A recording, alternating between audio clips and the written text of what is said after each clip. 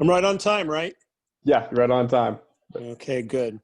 Welcome back to Fashion Talks. Today I have a really special guest. He represents the California's 21st district. He's a state senator, been elected in 2016 with Senator Scott Wilk. And so thank you very much for being on here. Thanks for having me, Jacob. Before I get into like kind of COVID and talking about some of that stuff, I really wanted to ask you kind of on a personal level, what made you run, and then how'd you get involved in that? I have a kind of a young audience for the most part in college, and some of them in political science, and I just kind of want to hear your background on that. Sure. Well, unlike a lot of young people, I kind of knew what I wanted to do pretty early on in life. So I know no one reads newspapers nowadays, but I started reading the newspaper at 12. In fact, back then we got two newspapers. We got a morning newspaper and an afternoon. I read them both. And then when I was 13 years old, I had made All-Stars in baseball, but the All-Star season was the same time as our planned family vacation. And of course, I wanted to stay home and play ball. And my parents are not going to let a 13-year-old kid stay home for, 2 weeks. So I had to go on the family vacation. And most of it was in Oregon, but we spent a couple days in Sacramento. So, Sutter's Fort, all that type stuff. And I just remembered with my family being on a tour of the Capitol and then sitting in the balcony of the state Senate saying, that's what I want to do. So at 13 years old, that's what I wanted to do. I got there at 57. Nice. Well, that's pretty awesome. I had a chance to visit Sacramento when I was, I think, 14, and it was pretty neat walking around there. You get to see a lot of history, buildings, and all that. And so that's what I want to do. But obviously, I've done different things in my life. I've been political staffers to a number of elected officials, and also my wife and I have owned three different businesses over the years. But in terms of getting elected, I think the reason I got elected for the first time, which was in the state assembly in 2012, is that I was active in my community. So, we have term limits, so you kind of know when people are leaving office. And my assemblyman at the time was Cameron Smythe. He was termed out. And a lot of people in the Santa Clarita Valley kind of assumed I was going to do it. So I threw my hat in the ring. And then a couple of months later, my congressman's wife decided she wanted to run. And so if I had only been involved in politics, there's no way I would have ever won because all the political donors, they hid. And so, but, I was active in my church. My wife and I were active in the schools and in youth sports. And, I was on, involved in the Chamber of Commerce. I was, on the foundation for the hospital and for the community college. So if you look at my donor list, it doesn't look like any other office holder's donor list, because it's people that I knew and worked with in the community. If I had just been a political hack, the minute she got in the race, I would have been done, because I would have been able to raise the money to compete. Right. So I think and you're a better legislator too if you actually know people, what their challenges and concerns are. Yeah, you build all those connections kind of early on and set your foundations. Yeah. If you don't mind me asking, what were some of the businesses you owned? So owned first one was a vending company, which wasn't good because my wife Vanessa got pregnant. We owned that and gained 25 pounds. Wow. Yeah, not good. And then a PR company in the 90s. And then up until the time I got elected to the state assembly, I had a public affairs firm. So most of it was development related. So helping developers get their projects approved. There was some other stuff too, but my primary income I'd say was developer driven. Gotcha.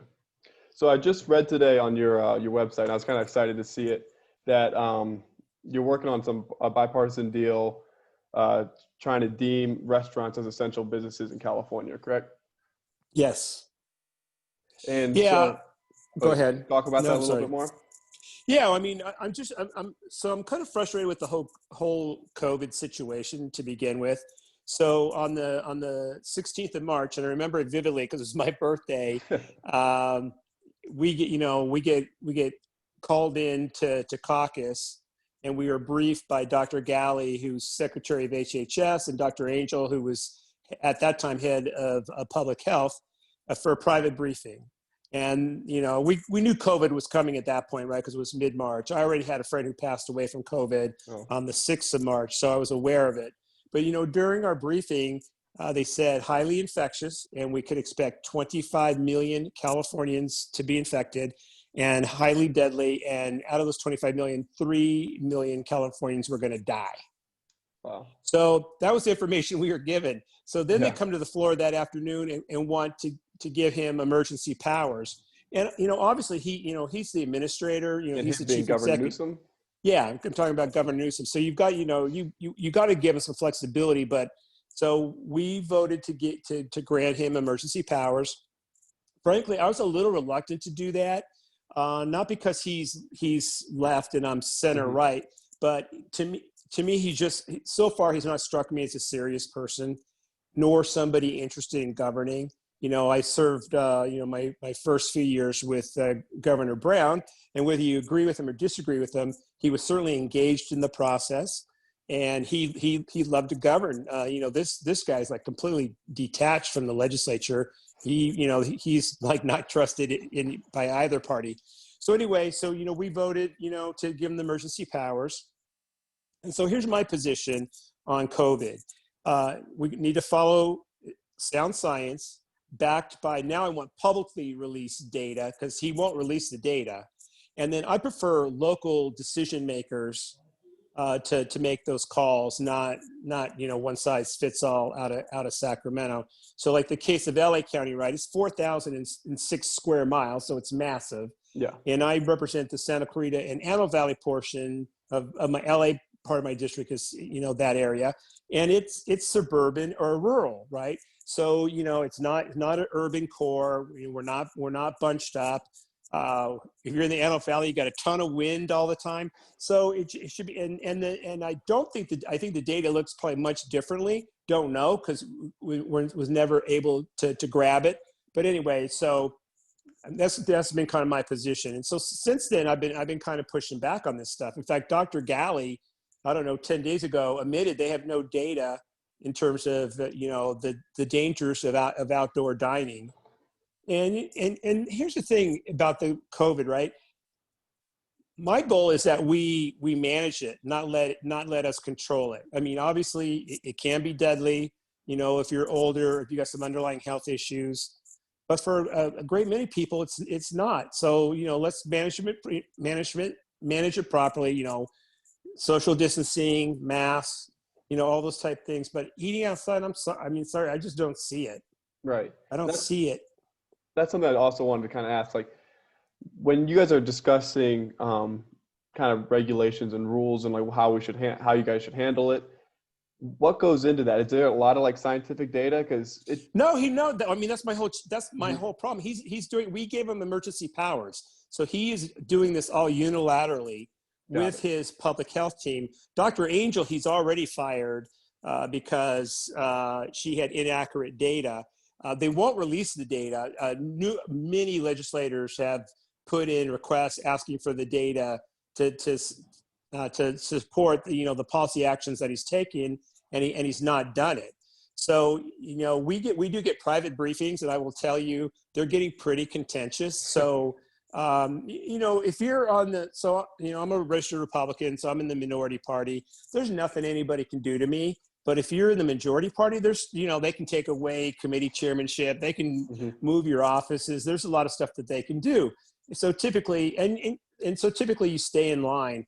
But I'm thinking that's not going to happen, because we're on these calls, and I got my Democratic colleagues asking us pretty, pointed questions and really pushing back. So I'm hoping. Upset. So yeah, so I would like to see us probably modify that emergency power, and so we rein him in a little bit. So we'll see what happens. We go back January 4th. And so that's the earliest that you could even kind of talk about doing something like that? Yes. Gotcha. And so so restaurants are trying to get deemed essential. As far as like churches and gyms right now, is that kind of, how's that looking? Right. Well, it depends where you're at. So like in LA County, we're shut down. So you can do outside services, but not inside services right now. And gyms, I don't belong to a gym, so I'm not sure. Well, my son's gym, it's outside, but it's in LA County, so I don't even know how that's open. I don't think it's supposed to be open, so I'm not going to say the name of it because I think people should be able to work out. Yeah, I mean, that's the gyms toll. aren't cutting it. Yeah, that's the toll that we're not quantifying is in terms of depression, suicide, alcoholism, drugs, child abuse, domestic violence.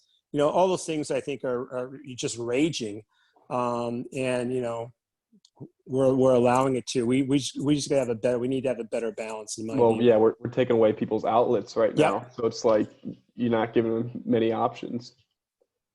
What about so I want to kind of talk to you about schools and sports. Sure. So when I was in high school, a lot of it was just athletics, and for me anyway, that was a big part of it. And I went and played college football, and it was like, and you had to have film to be able to recruit. And Sure. I know athletics isn't the forefront of people's thoughts right now, but I just wanted so when do you think schools and what's that data saying on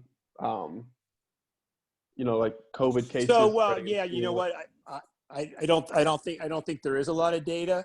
But so here's the thing that I know. So I swore in 2 new school board members at one of my local elementary school districts last night, and I sat there to listen to. Well, I sat there. I was sitting right here. It was on Zoom, but hearing from teachers and from parents, and my sense is that schools are not going to open up until they not only do the schools have to be safe, but people have to feel safe. Mm-hmm. So I really don't think you're going to see schools and or athletics get back to normal until the fall of next year is my guess. Wow.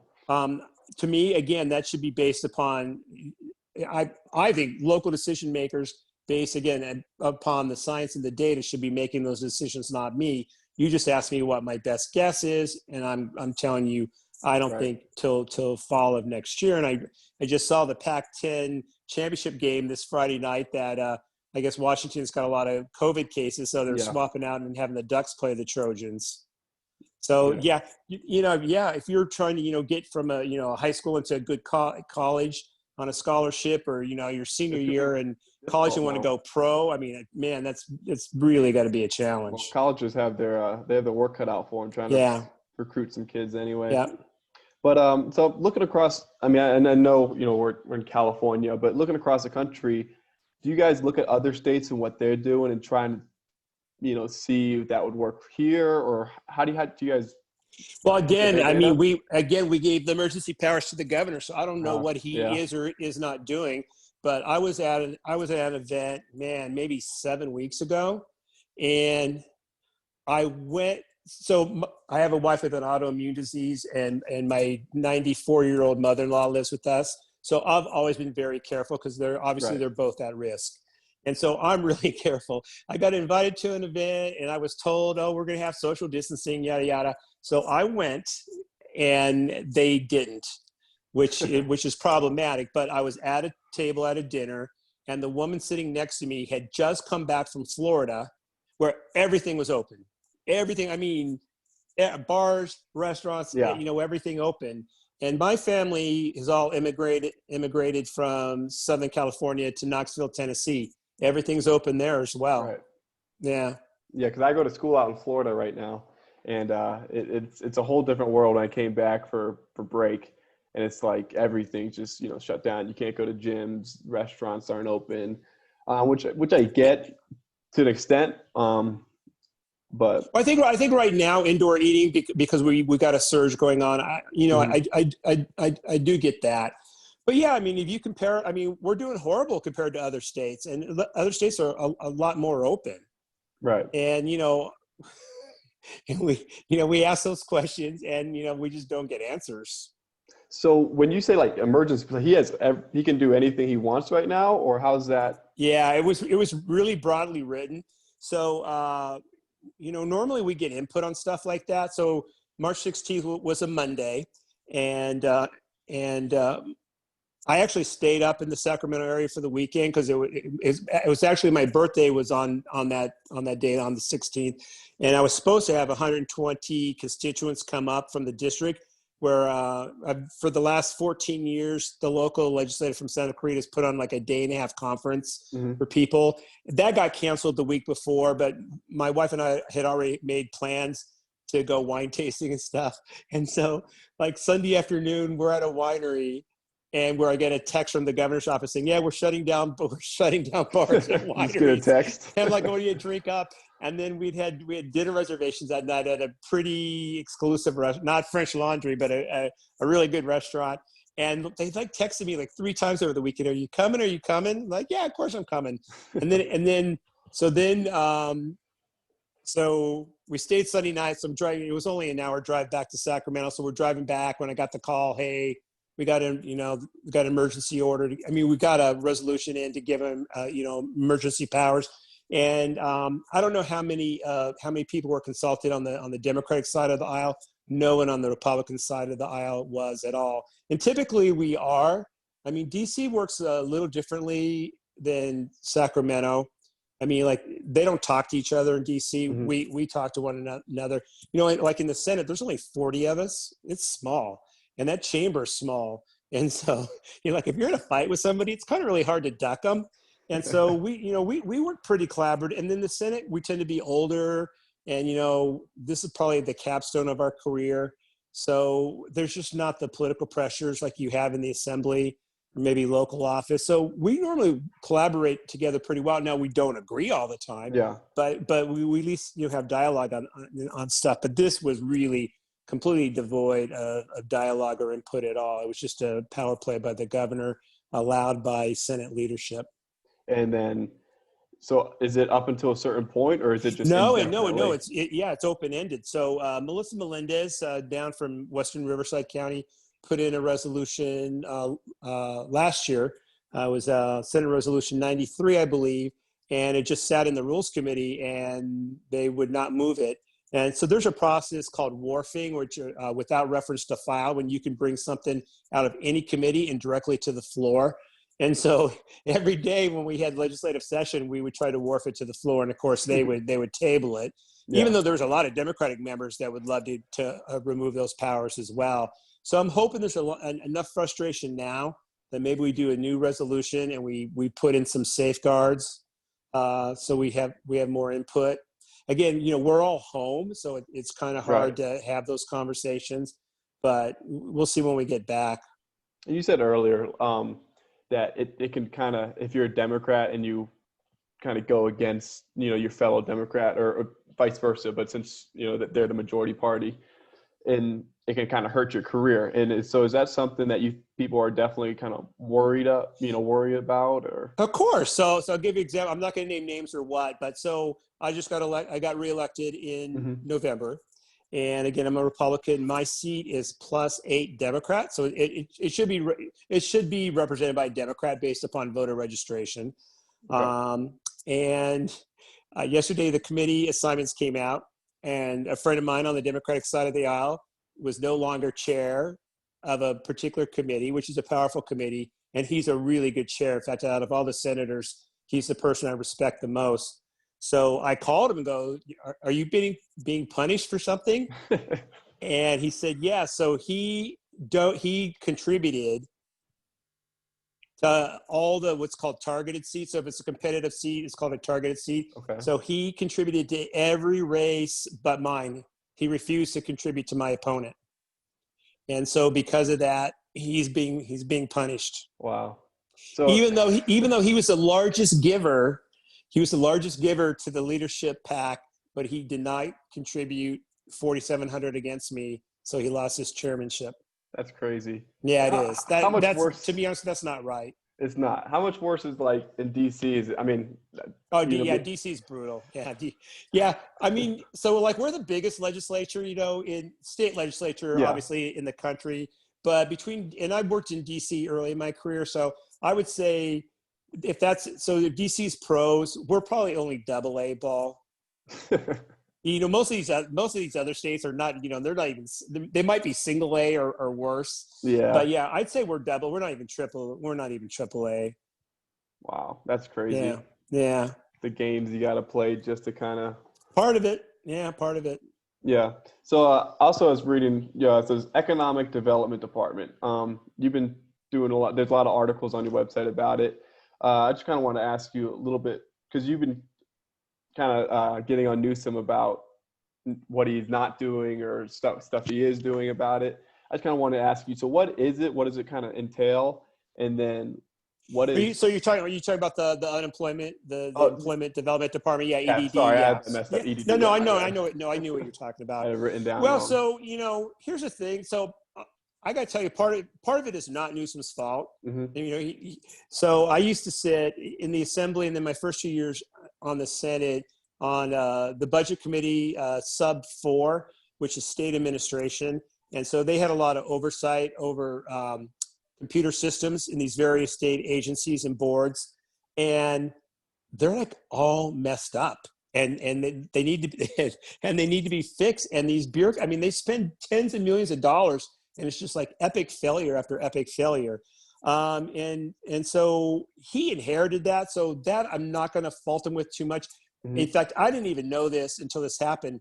So the language they use, so the operating system they use for EDD is Cobalt. Okay. I graduated from college a long time ago. We used Cobalt when I was in college. I mean, it's like, it doesn't even exist anymore. So it's ridiculous. But so I don't fault him for that, but we need to fix it. But I do fault him. He knows he's going to shut down the economy. So he should have been at that point redeploying state employees over to handle the tsunami of requests that were going to, come in. I mean, when we started, it was only open 4 hours a day to call in. And then it's just been a debacle. And then they've been just, you saw where they've been, mailing out to state prisoners, and there's been all kinds of fraud. So yeah. I had a businessman in my district. This is like months ago now. So he called and goes, "Hey, Scott, I got 50 EDD envelopes here from people who I don't even know who they are." So I say, "Hey, well, that's fine. We'll pick it up. We'll scan it. We'll let EDD know so we can, take care of that." So we go do that. Then 2 weeks later, he gets the same 50. So then we go pick it up again. We call over, "Oh no, we're going to get it fixed." And then 2 weeks later, he gets the same 50. So that's been 6 weeks not fixed.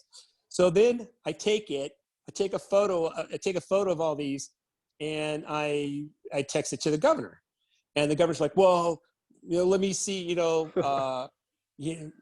like all indignant. "Well, I'll handle this for you. Don't worry about it."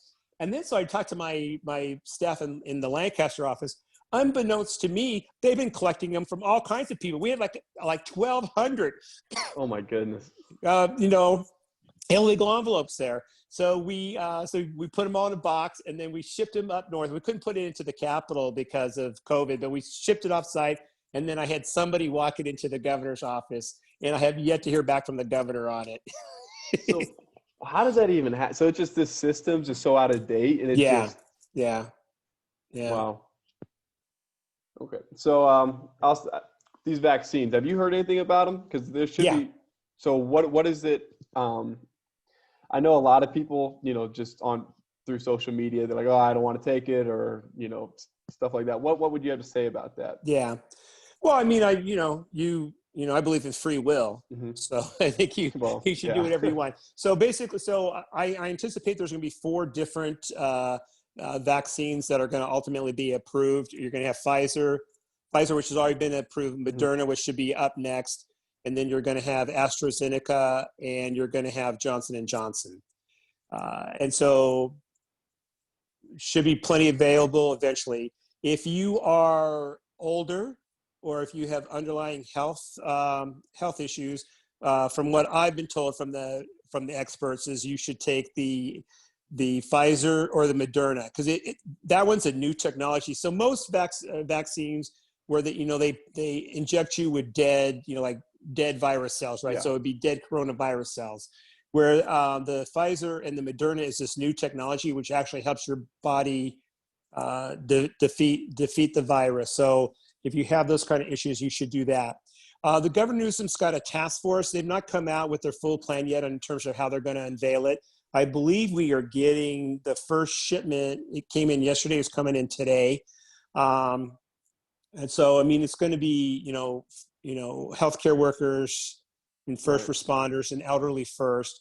If you're a regular person, your timeline is probably going to be mid to late April and May. They all, I believe, require 2 injections. So you have to do the first one, and then you take the second one 3 weeks later. You typically have if you have any side effects at all, it's not on the first booster, but on the second. But, the effective rate is quite high. It's, the Moderna and the Pfizer is like at 95%. And I think AstraZeneca is over 90%. The whooping cough, which we require as a state, its success rate is only 60%. Wow. So to be up in the 90s is really a phenomenal job. And I got briefed by AstraZeneca, I don't know, maybe 5 weeks ago. And one of the reasons why they were able to do it so fast is that typically the pharmaceutical company would just do all this on their own. And then when we feel like that it's done, then they go through the FDA process, right? So, but what they did for this to expedite it is they embedded from the very beginning FDA officials to conduct oversight. So government regulators were there the entire time, giving input, looking at the data.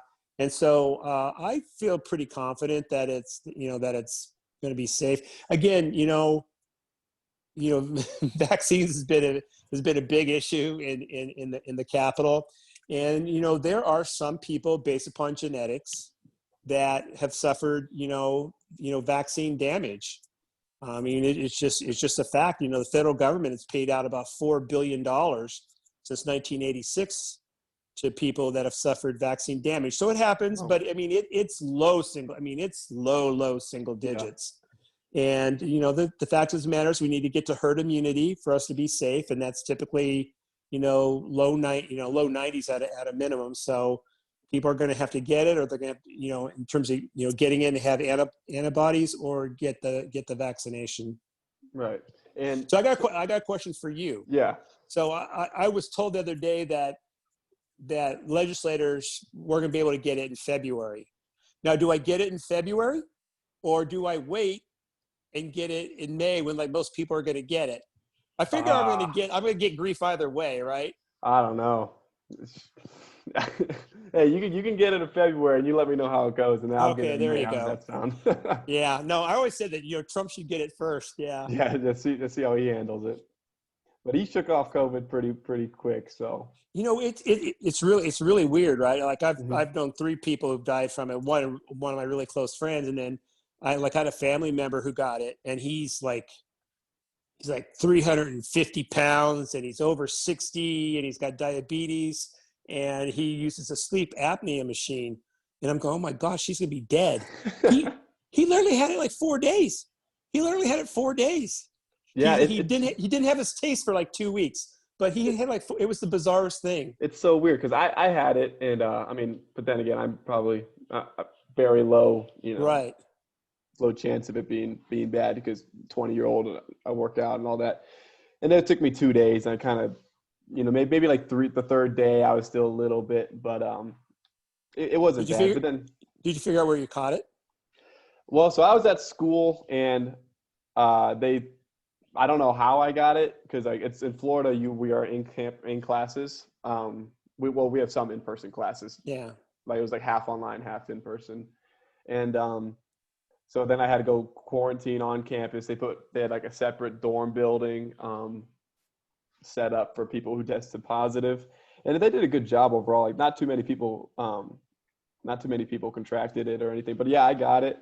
It was weird, but 2-3 days. I was done, and then I just had to sit there, for the week and a half or week, whatever it was. But it wasn't too bad. But I also know some people who had it, and it was knocked them off their feet, and it was pretty bad. Yeah. Young people? No, not young people, but it was just older people. Yeah.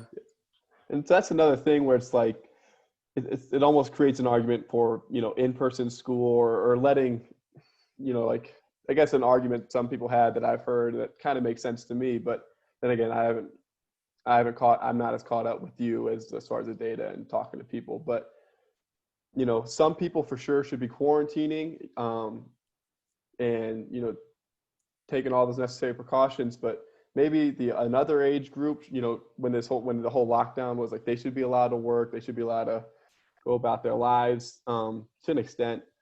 But it's just, I don't know, I guess there's a balance that you got to find. Yeah, well, yeah, I agree with you. There is a balance, but elementary school kids should be in school. Yeah.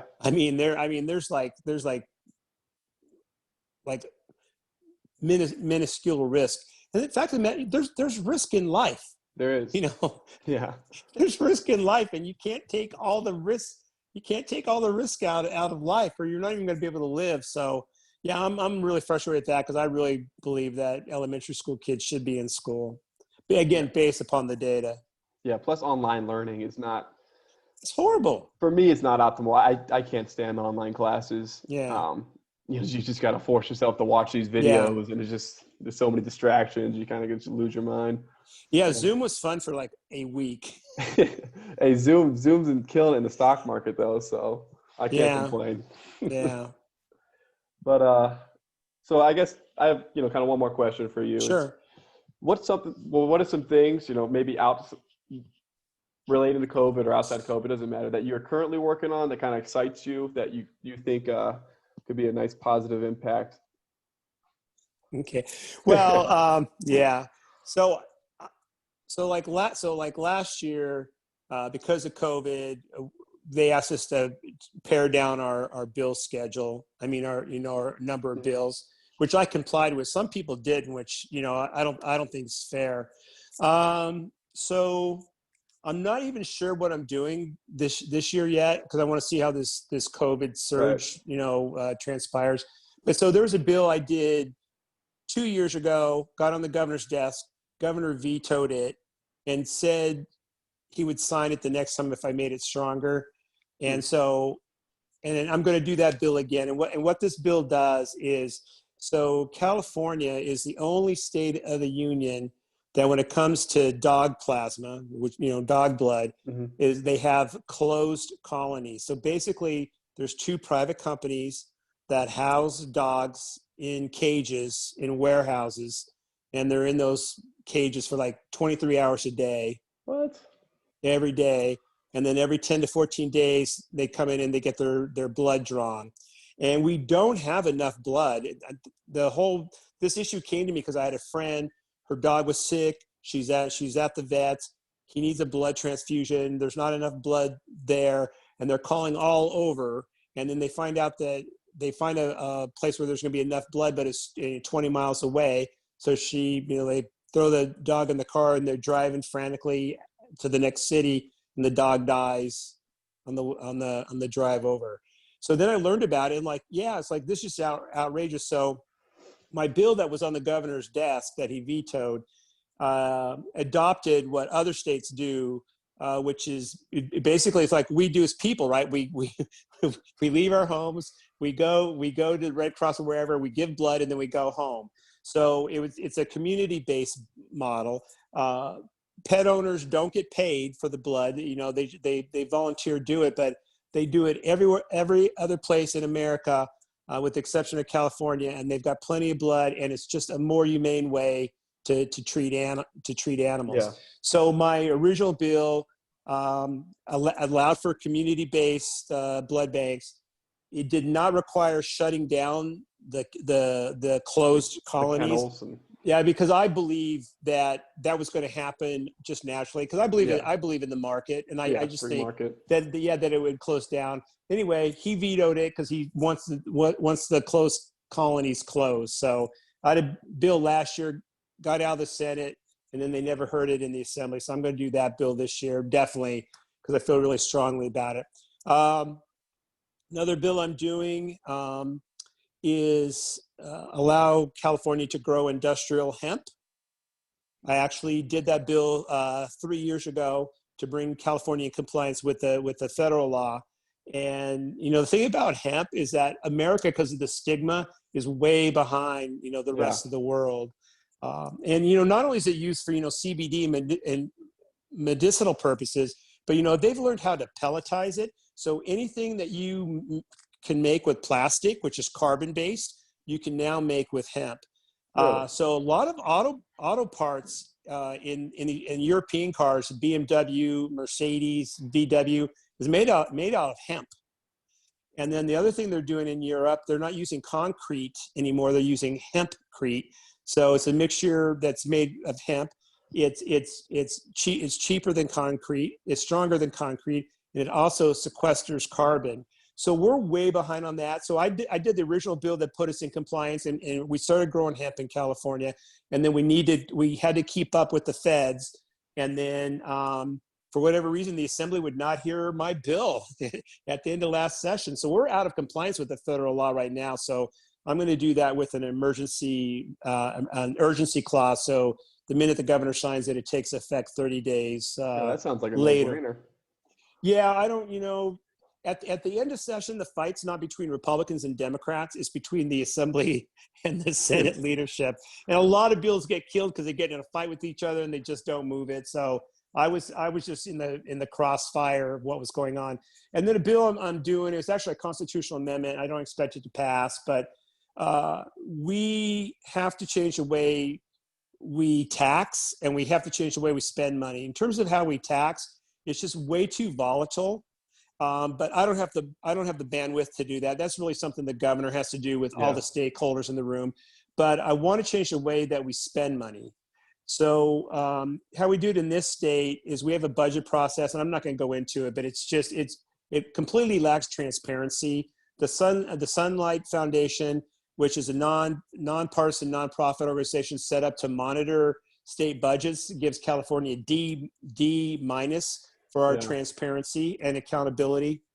So I want to shift to what 19 other states have, which is a 2-year budget process. So 1 year we would do budget, next year we would do policy. And in the years we do budget, we take a quarter of that budget and we do what's called performance-based budgeting. So the bureaucrats would have to come in and justify every single program, because what we do in government, we look at input, but we never look at output, right? So we look at, case example, federal government, LBJ's War on Poverty, 1964. We're going to, War on Poverty. Sounds great. Since 1964, we have spent $15 trillion, and our poverty rates are higher today than it was in 1964. So clearly the goal was good. Yeah. But we've not achieved that, the proper outcome. And that happens in a lot of programs. And because I feel like we have enough money in California, we're just not properly spending it. And, under the Constitution, we as a legislature, we have the responsibility to have oversight over these agencies and over the budget process. And I really feel like we don't fulfill those constitutional mandates. And I think we'd have a better and more accountable government if we did. So yeah, it's a constitutional amendment. So it's going to require 2/3 vote. I'm sure I'll get shot down in the first committee, but I just want to start talking about it because we've got to change the way we do this, because after the COVID thing hit in May, Governor Newsom said we're going to have a $59 billion budget deficit. Now I knew that he was just kind of gaming it, but even the Legislative Analyst's Office, which is that's like the state version of the CBO on the federal level, they're projecting about an $18 billion deficit, right? Based upon, figuring out where we're going to be in the economy. Well, guess what?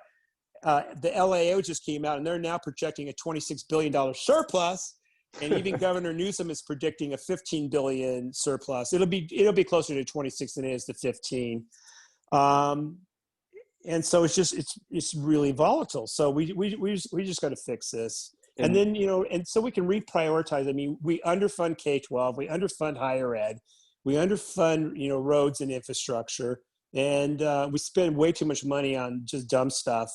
And I just feel like we got to rein this in and get it under control. Right. But being in the minority party, you don't think that's going to be able to gain too much, or you're just hoping it gains traction I'm for just, future conversations? I got 4 years left and do that. Yeah, I do most of my stuff I do on a bipartisan. I mean, if you look at my stuff, it's pretty much bipartisan.